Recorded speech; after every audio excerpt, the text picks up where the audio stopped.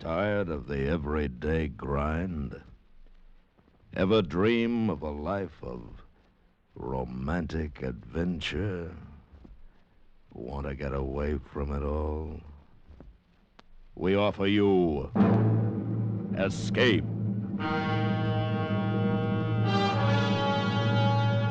Escape, transcribed to free you from the four walls of today for a half hour of high adventure.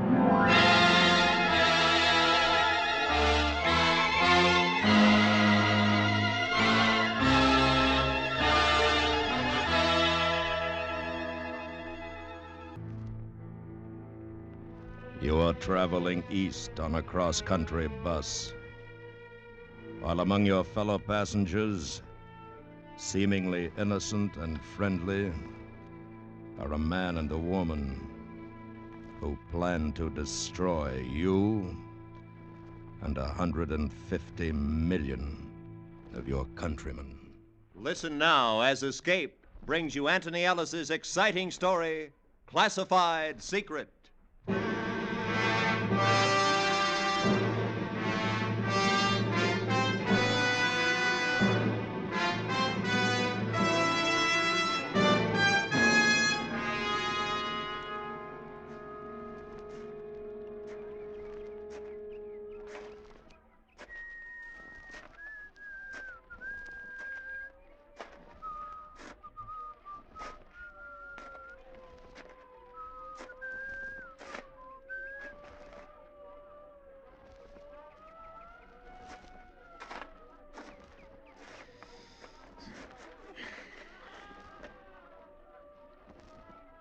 Nice day. Yes.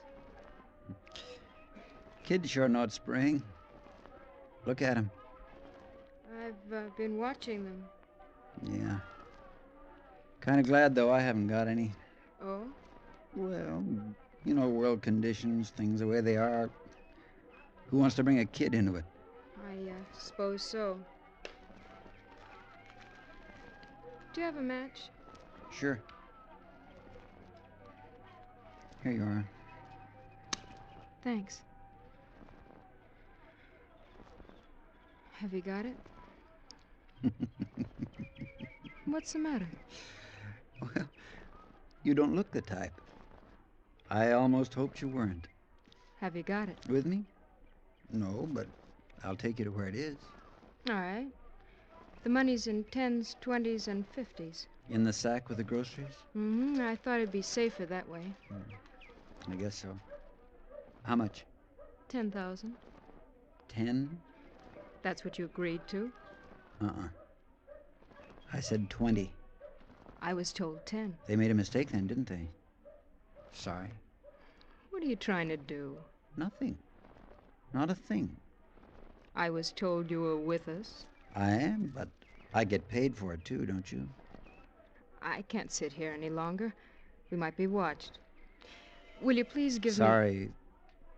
It was a misunderstanding. But Unless you want to take me to the head man, maybe he can straighten it out. I haven't any instructions for that. Where can I reach you? As of about 2 hours from now, you can't. I'm leaving town. Will you give us 24 hours? It'll take that I'm long. sorry. If you can't pay what I want, there's somebody else who will. I'm going. So long. I was sitting on a bench in a little park in North Hollywood, California. The early spring sun was warm, and there was a smell of fresh-cut grass. I watched the woman I'd never seen before walk off down the path. She was headed for the avenue and some cars parked beyond the trees. I thought how nice it would have been if she were just a woman in the park and nothing else. I waited until she was out of sight, then I got up and walked away in the opposite direction.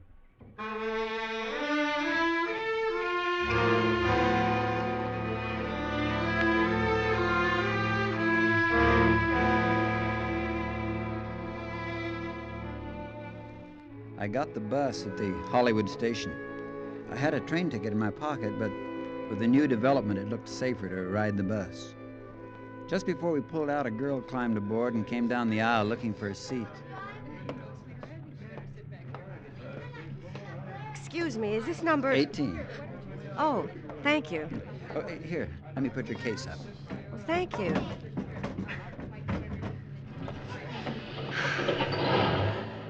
I was afraid I was going to miss it. Yeah, I know how it is.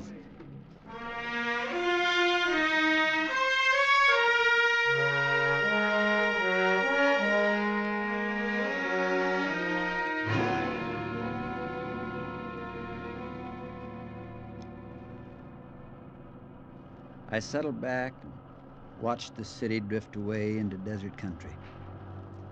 As the buses go, it was pretty quiet. There was a 4 or 5-year-old kid with his mother a couple of seats forward, but he dozed off almost as soon as we got running.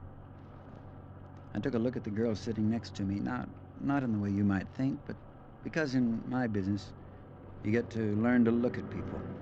You never know who it might be. She must have felt me watching. She lowered the magazine she was reading.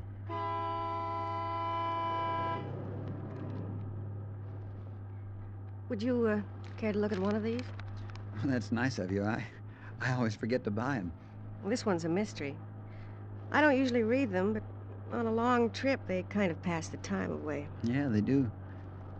How far are you going? New York, That's a long trip, all right. I'll say. I haven't been back for 10 years. Bet it's changed. Yeah, I guess so. I read the mystery well into Arizona. When I finished, it was beginning to get dark. The kid up ahead was awake and hungry. There was a feeling of expectation on the bus as we drove into the first night of travel. Did you enjoy it? Oh, yes, it was fine. Thanks a lot. What was it about? Spies. Real exciting. I like spy movies sometimes. I think they do so many of them. You read about it in the papers all the time. I don't know. I think people would get sick of it. Yeah, I guess you're right. They're exciting, like you say. I bet it isn't really like that. I doubt it. Say, my name's Charlie. Charlie Rader. Oh, how do you do? I'm Julie Spaulding. Hi. That kid sounds as hungry as I am. Yeah, we ought to be stopping soon. I hope so.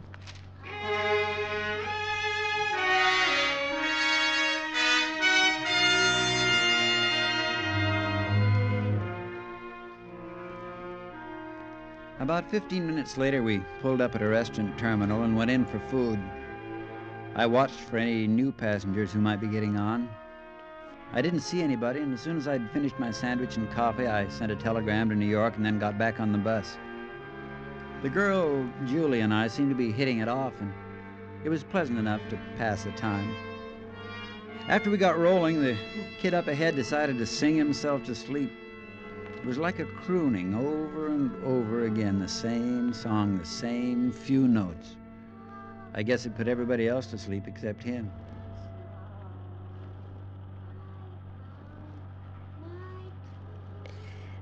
Makes you sleepy, doesn't it? Yeah. Reminds me of when I was a kid. I used to do that. Kids are funny. How? Well, I don't know. I'm going back to New York for my sister's wedding. She's getting married next week. She says she wants lots of kids. I don't know. Yeah, I know what you mean.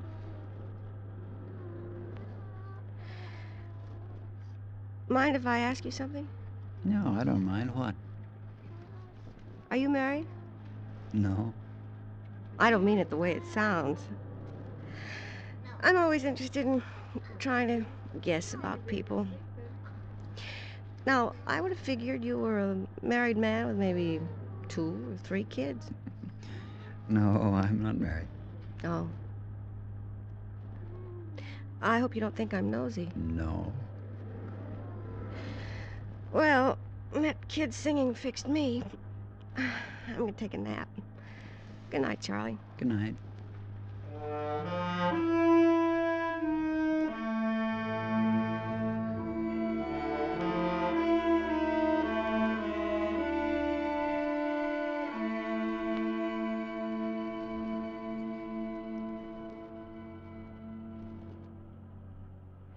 I must have dropped off, too. When I woke up, she had her head on my shoulder. A lock of her hair was falling over her closed eyes. And then I knew something was different on the bus. Somebody on the other side of the aisle, watching. Excuse me, mister. Have you got a match? I'm clean out.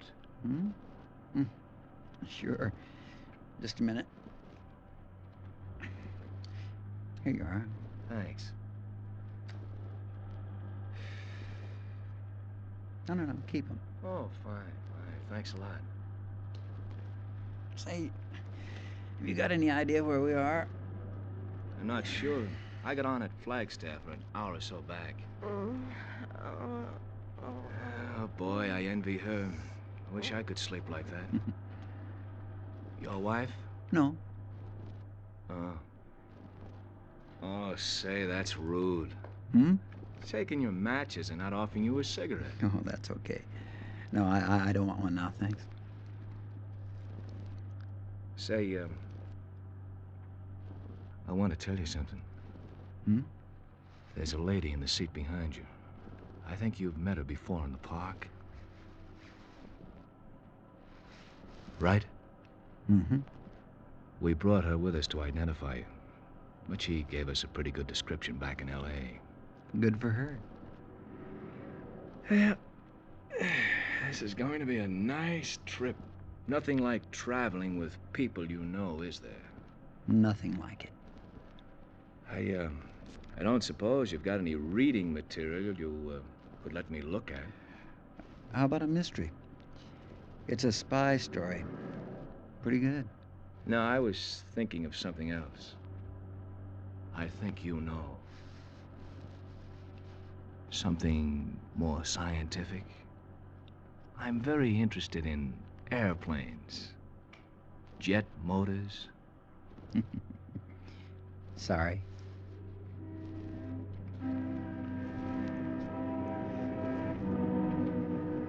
He looked across at me, smiling, pleasant. And to anybody watching, it was nothing more than the casual conversation of two strangers brought together by the night and sympathy of loneliness. Then he leaned back and, reaching inside his jacket, brought out a small automatic, which he kept very carefully hidden from any eyes but mine. Always carry this with me on a trip. You never know. I knew, all right. If they couldn't buy what they wanted, there were other ways. That's what he was telling me. And I saw in the man's smiling face that I'd never reach New York unless I killed them before they killed me.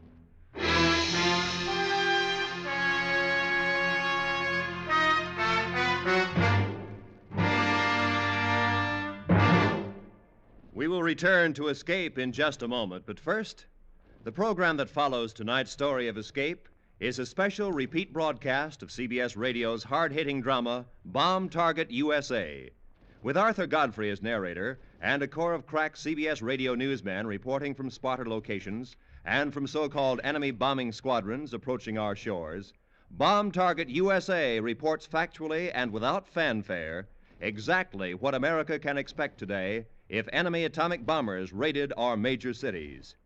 Immediately following Escape tonight, on most of these same CBS radio stations, keep tuned for Bomb Target USA. And now, back to Escape.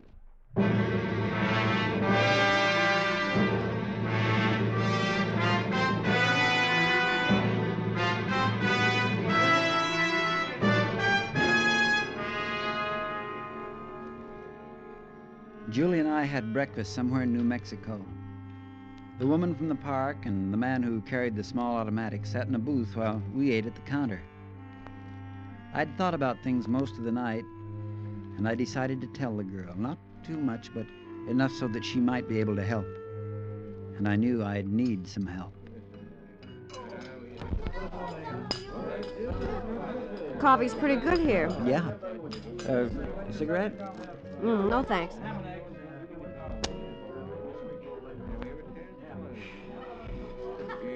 Julie, Yes? I want to tell you something. Oh?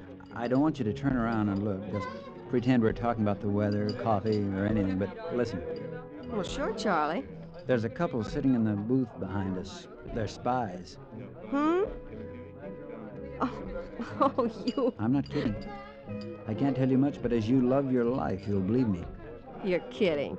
Spy? Don't turn around. Smile. Just listen.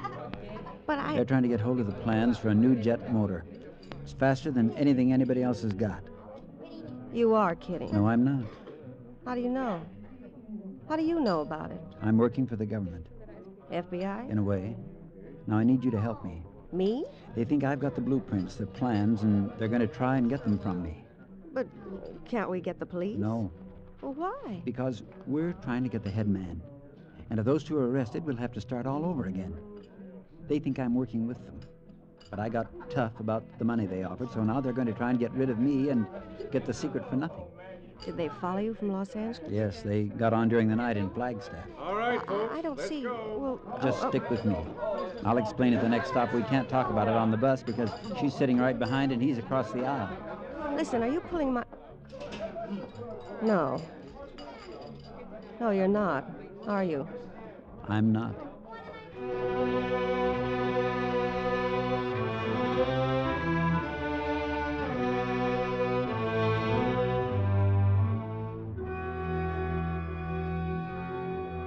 We went on through New Mexico and the Pink Rock and the desert. We talked a lot of nonsense, and after a while I could see she was getting back to the idea that I'd been kidding, especially after the man with the gun introduced himself as Mr. Hutchinson and started to talk about fishing. It was about a half hour before our lunch stop. Now, you take some of that Northern California country. Talk about trout, steelhead. I tell you, My you have dad never used to seen... take us up, my sister and me. Oh? Take us up to a place in Maine. Oh. Dad always wanted a couple of boys, I guess, but when he saw what he got, he figured it wouldn't spoil his plans anyway. So he took us fishing every summer. You should have seen the fishing up there. Yeah. I'd like to. Someday. I'd like that. How about you, Mr. Rader? Do you like fishing? No, not much. Did you ever try it? A little when I was a kid. You ought to take it up again. If you have time. Yes, I might do that. If a man had a little money put away, he could do a lot of fishing. That's the way to live. Have about $10,000, go all over the country fishing, no work, no worries. How does that sound, Miss Spaulding? Oh, what a life. It'd take more than 10,000. Oh, I don't know. 10's better than nothing. $10,000? Why, you could... They went on talking, and Oh, I did some fishing is a thinking. real He was smarter than I'd thought. Looked like a nice, average guy and behaved like one. That's one thing I'd learned. The more ordinary you can be, the less you're going to be suspected, and these people had it down to a science. It wasn't going to be easy because I was going to have to convince Julie all over again. I could see that.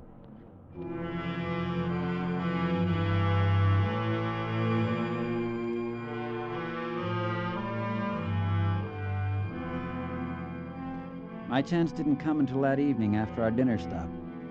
By that time, the woman in the park, who went by the name of Lisa Nyland, Hutchinson, the girl, and myself, all four of us were buddies.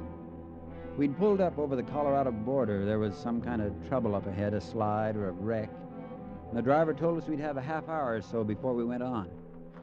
You want to take a walk for a while? There's a cafe a couple of 100 yards back. I'll give you a call when we're ready to move on. Kind of nice to have an extra leg stretch. How about some coffee? That'd be nice. Charlie? Oh, I don't know. I'd like to have a look at the valley down there. We might walk up the dirt road away, get a pretty good view, sunset and all. Romantic, huh? Sure. Why not? Oh, Charlie. Okay with you, Lisa? You feel romantic? Want to see a valley in the sunset? That'd be very nice. Okay, let's go. We walked away from the bus and up a narrow ranch road. About 100 yards up, there was a curve, and around it a stand of trees.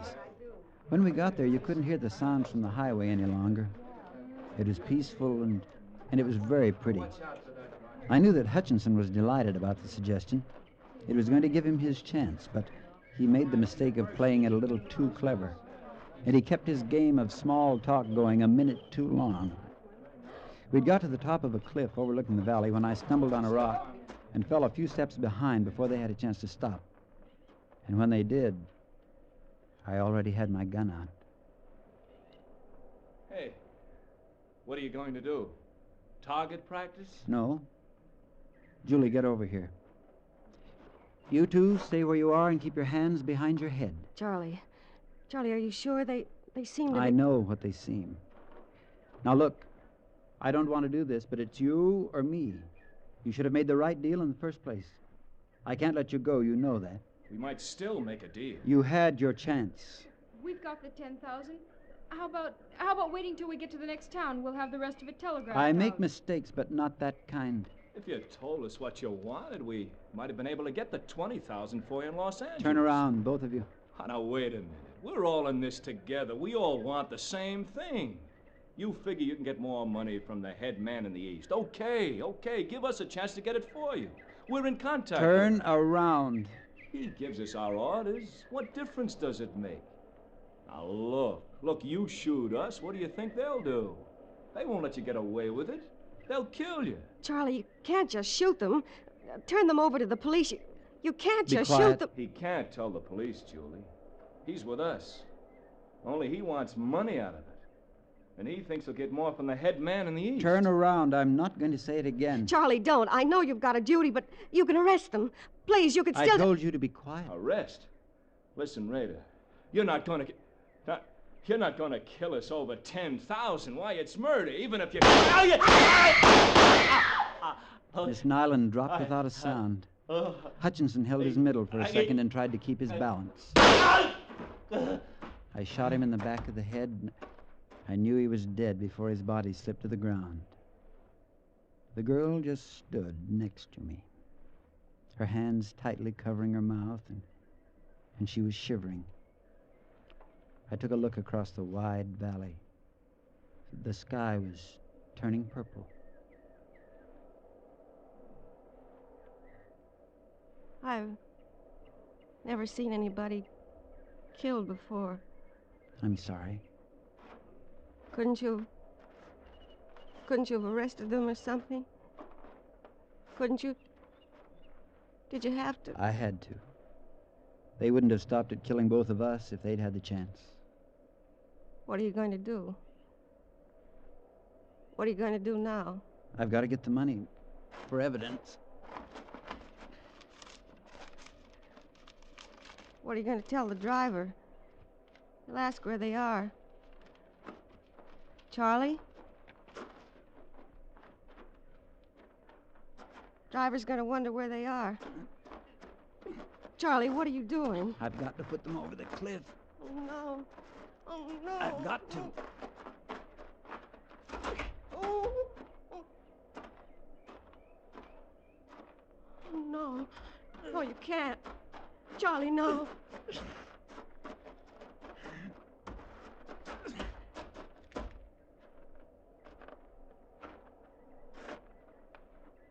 All right. Come on.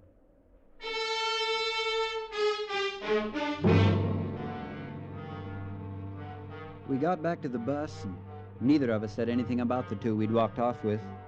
I guess nobody had seen us together, and after waiting around for another half hour, the driver gave up. Well, I'll drop their baggage in La Junta. Better notify the police, too. Screwy, all right. Okay, folks. Sorry for the delay. You better go back to your seat, mister. Sure.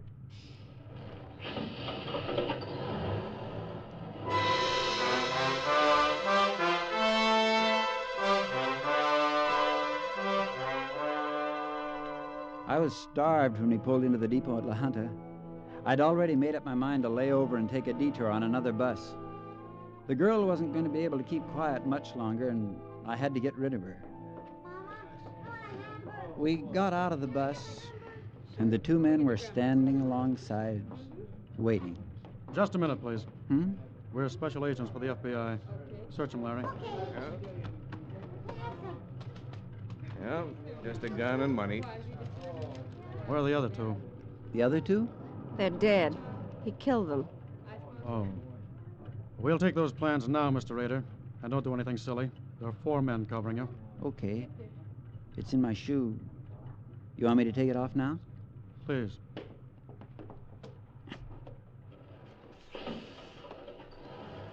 Here. Thank you, Mr. Rader. This isn't worth anything, really, you know. We planted it in the factory in L.A. for someone to steal. What we wanted was to be led to the top man in New York. And when you sent that wire to him back in Arizona, we got him. Oh. We were worried about you, Julie, when you didn't call us from Albuquerque. I didn't get a chance. He was with me all the time. Is she? Are you playing spy, too, Julie? I'm working for the government, Mr. Rader. She's been following you since you stole the plans. Well, you fooled me. I bet you fooled Hutchinson and Nyland, too. It won't matter to them, though, will it? Well, that's the way it goes. Take him away, will you? I had to watch him murder those two. I don't want to hear him laugh about it. Come on, Rader. We've got a car waiting. Sure. So long, Julie. Nice to have met you.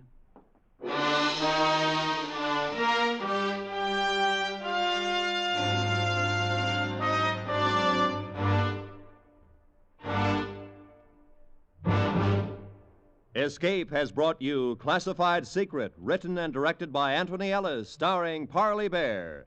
Featured in the cast were Charlotte Lawrence, Peter Leeds, Miriam Crucian, Tim Graham, Leroy Leonard, and Georgia Ellis. The special music for Escape is composed and conducted by Leith Stevens. Next week.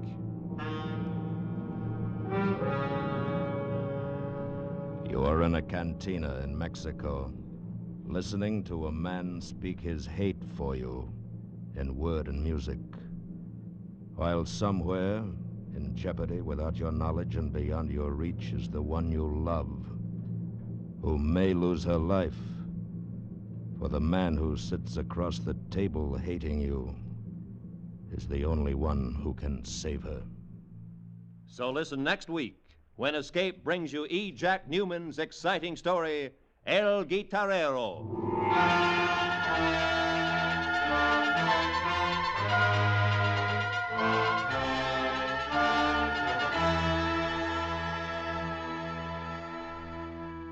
Tomorrow night, the Lux Radio Theater stars Jane Wyman and Dick Hames. The play is Just for You, with Jane recreating her original screen role.